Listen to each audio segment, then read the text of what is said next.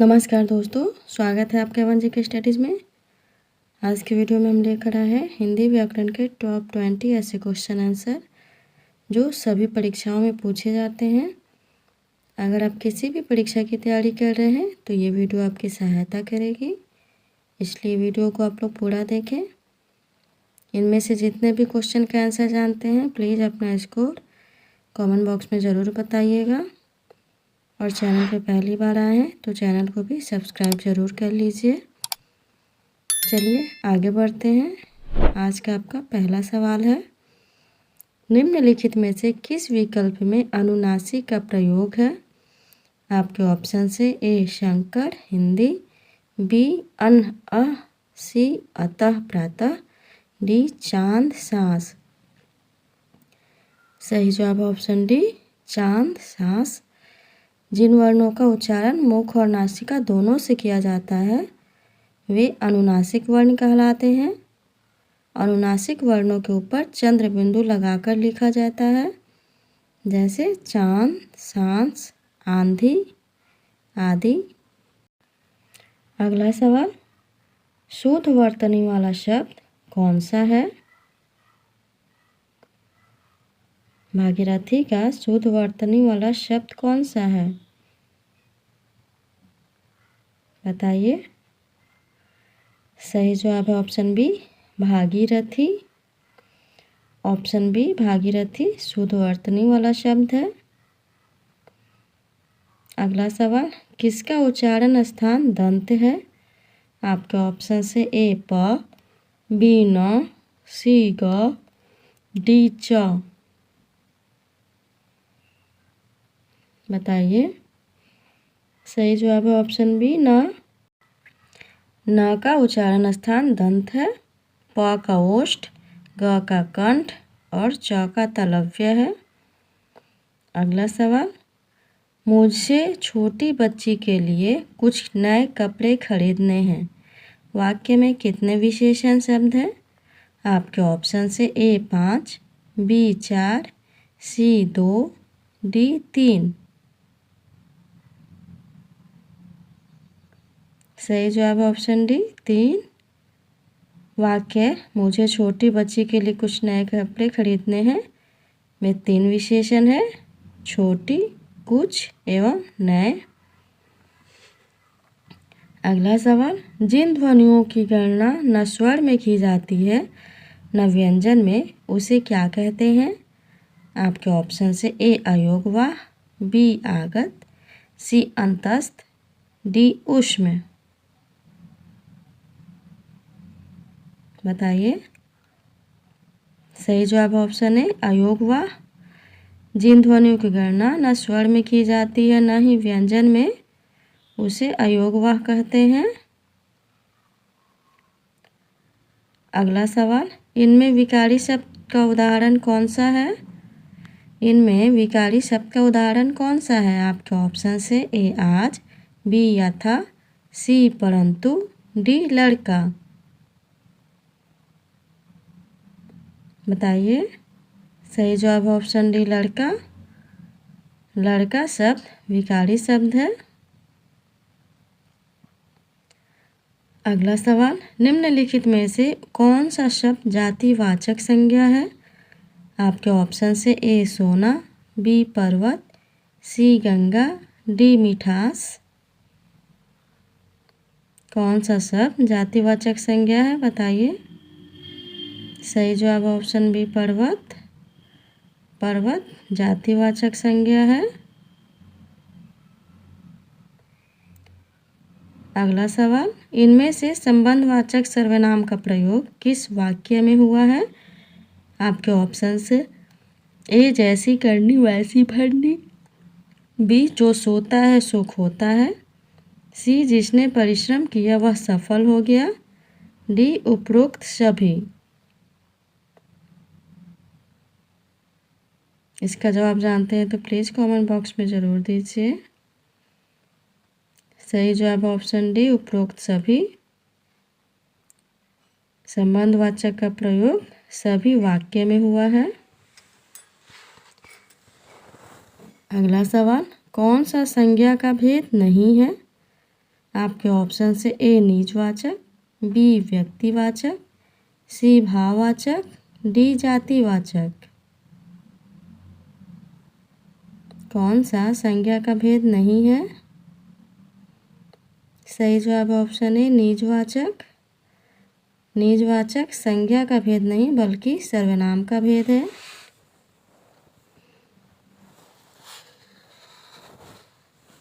अगला सवाल, किस एक वाक्य में क्रिया विशेषण प्रयुक्त हुआ है? आपके ऑप्शन से ए वह धीरे से बोलता है, बी वह काला कुत्ता है, सी रमेश तेज धावक है, या डी सत्यवाणी सुंदर होती है। सही जवाब ऑप्शन ए वह धीरे से बोलता है। यहाँ धीरे शब्द बोलता है क्रिया की विशेषता बता रहा है। अगला सवाल, जो क्रिया अभी हो रही है उसे क्या कहते हैं? आपके ऑप्शन से ए सामान्य वर्तमान, बी अपूर्ण वर्तमान, सी संदिग्ध वर्तमान, डी संदिग्ध भूत। जवाब दीजिए।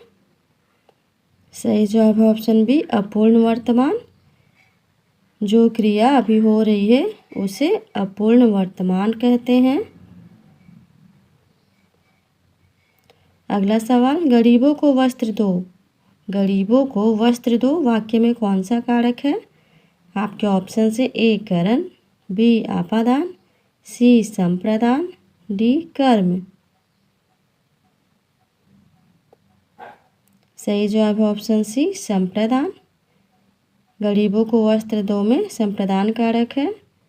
जहाँ किसी के लिए कुछ किया जाता है या दिया जाता है वहाँ संप्रदान कारक होता है। अगला सवाल, किस वाक्य में क्रिया सामान्य भूतकाल में है?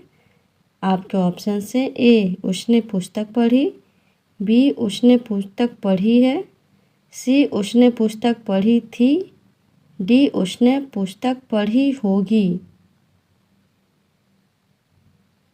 बताइए। सही जवाब ऑप्शन ए उसने पुस्तक पढ़ी। इस वाक्य में क्रिया सामान्य भूतकाल में है। अगला सवाल, अविकारी शब्द होता है। आपके ऑप्शन से ए संज्ञा, बी सर्वनाम, सी विशेषण, या डी अव्यय। ये सभी प्रश्न परीक्षा के दृष्टिकोण से बहुत ही महत्वपूर्ण है। सही जवाब ऑप्शन डी अव्यय। अव्यय को अविकारी शब्द भी कहा जाता है, याद रखिएगा। अगला सवाल, विद्यार्थी में कौन सा समास है? विद्यार्थी में कौन सा समास है? आपके ऑप्शन से ए तत्पुरुष, बी कर्मधारय, सी बहुव्रीहि, डी द्विगु।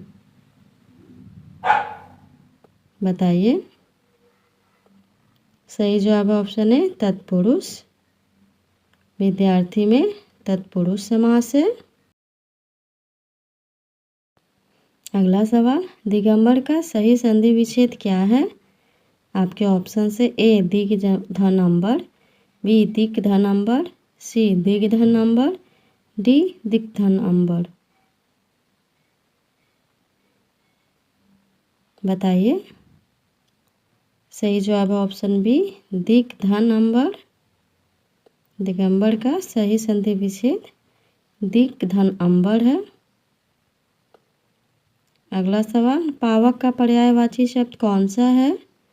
पावक का पर्यायवाची शब्द कौन सा है? आपके ऑप्शन से ए अंगारा, बी हुताशन, सी लपट, डी ज्वाला।